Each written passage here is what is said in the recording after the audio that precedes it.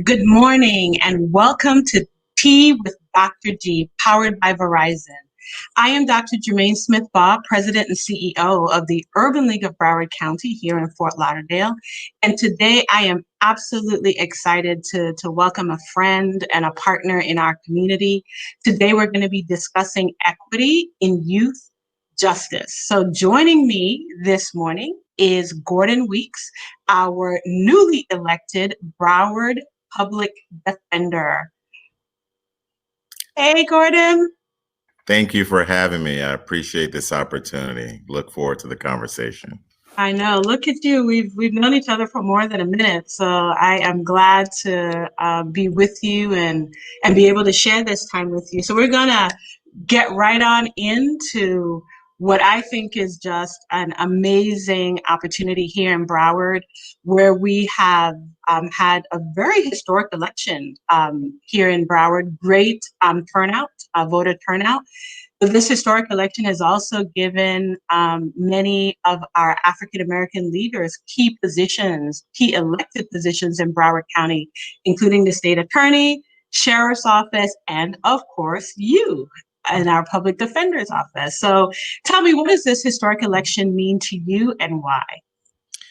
This election is an affirmation of the people of Broward County, an affirmation of the maturing of this electorate, the maturing of this community, for all of those people of color, all of those elected officials that held office before. We stand on their shoulders. We stand on the path that they laid, the good work that they did, the trust in the community that they ingratiated themselves with, and gave me and many others like me the opportunity to do this great work. I am so proud.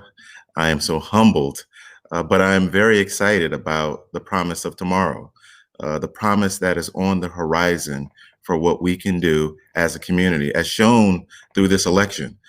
This election was everyone coming together and recognizing that we need to do things different. We must do them different. And they made sure that a different set of eyes were coming to the table. And I'm so happy that I have the support of the community, and I'm so happy to lead the Office of the Public Defender. Well, we are excited to have you, and as I've shared with you and the others, that I'm looking forward to having all of you on one panel at one time, and everybody talking and chatting about this. So as much as we celebrate on that side and we look forward to a community that is really moving forward in different ways with different lenses and broader lenses, more inclusive, equitable ones, we also know that 2020 has truly been a tumultuous year for all of us in a lot of different ways, personally and professionally. But in this particular area of racial equity and justice, let me ask you, what role do you believe that our Broward residents and organizations play in fairness and equity of Broward's justice system, particularly for youth and adults? And I know you've done a lot of work in this area. You know, I think the community plays the most important role in ensuring equity in the criminal justice system.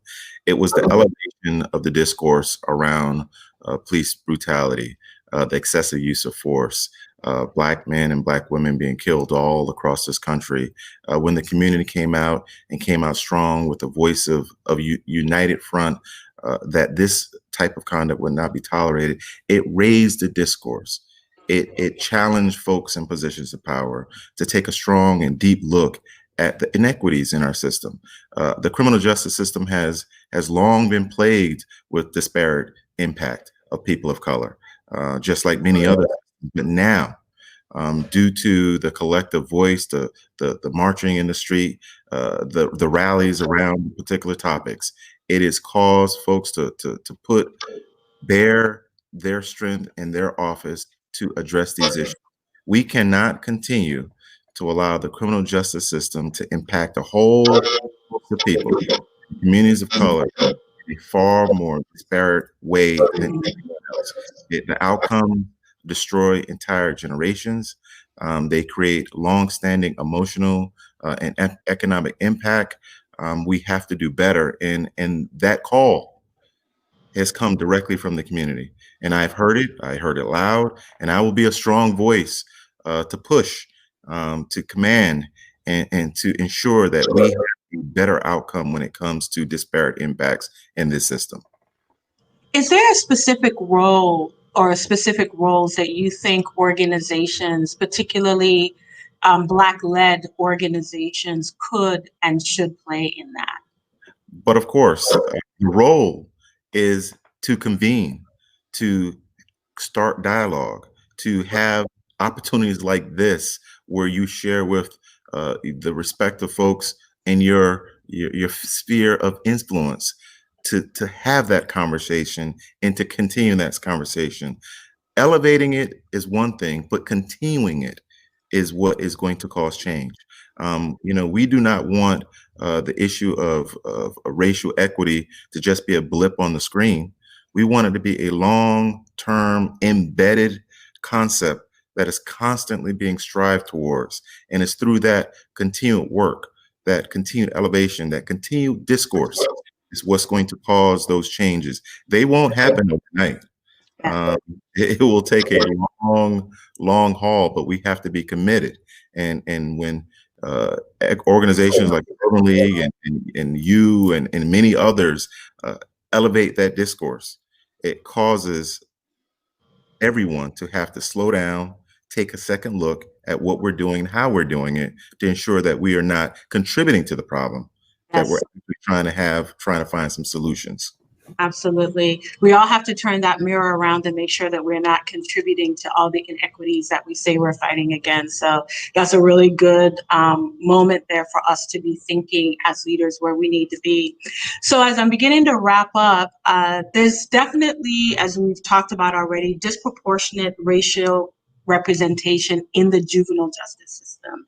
So really talking to the issue of our young people.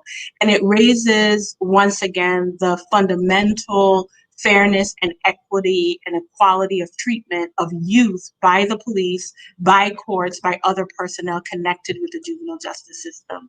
How can we continue to address this school to prison pipeline and ensure that our students, our young people, have an increased opportunity to succeed? The school to prison pipeline has long been an issue with juveniles, and we have taken some considerable steps forward in Broward County. They were met with some opposition. However, we had to strive forward and continue on that path to ensure that children, our most valuable resource, our most valuable commodity, the thing that we have our hopes and dreams is embedded in our children, that we give them opportunity to grow. Sometimes we as adults, we forget what it was like to make mistakes. We hold our children to much higher standards. We place upon them much more than bared by us. And we have to remember that the children will be children. And sometimes they're going to fall down, they're going to make mistakes. And it's our responsibility to be that safety net, to be the bumpers of life that allow them to get on the right path.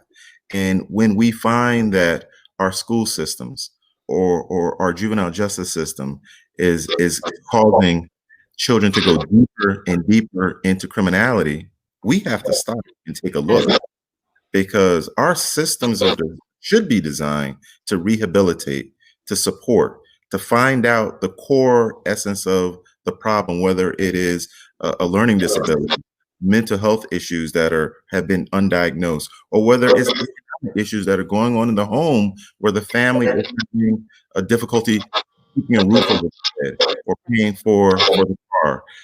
When we address these issues, we will find that our children will thrive. Our children will thrive because they have the resiliency like no other. But we as adults have to make sure we give them that safe space to grow and to mature into young adults. And that means sometimes they're going to make mistakes. Yeah. Those mistakes do not forever cast them away into a realm of criminality. So I am going to be a strong advocate for our children. I see all the possibility in children because before someone gave me that chance, they gave me that safe space to grow, and to mature, and to get to a place where I could give back to our children. So I am going to be there, and I will be fighting every step of the way for our kids. And you have already proven that in the work that you've done prior. I don't expect anything different from that space. As I tell our young people all the time, there are two balls. You got rubber balls and you have glass balls. And you can drop rubber balls all day long, they're going to come back. Drop those glass balls, it's going to get a little tougher. But we have to be there to help them make a beautiful glass mosaic out of all those broken tiny pieces, that come about. So I am absolutely so appreciative, Gordon, of your insights and your continued leadership. Thank you for joining me today with Dr. G, powered by Verizon. And we look forward as an Urban League and as a community of organizations and residents to be able to advance our collaboration and community partnership with you as you go forward in leading the Public Defender's Office, and again, keeping that lived experience in the middle. I know you're going to be awesome. We will be the wind beneath your wings, and we will hold you accountable too. So, thank you. Thank you so kindly. Like always, you do not lead in isolation. I am going to need your support, your guidance, and more important, you holding me accountable. Thank you, Mr. Weeks. You take care.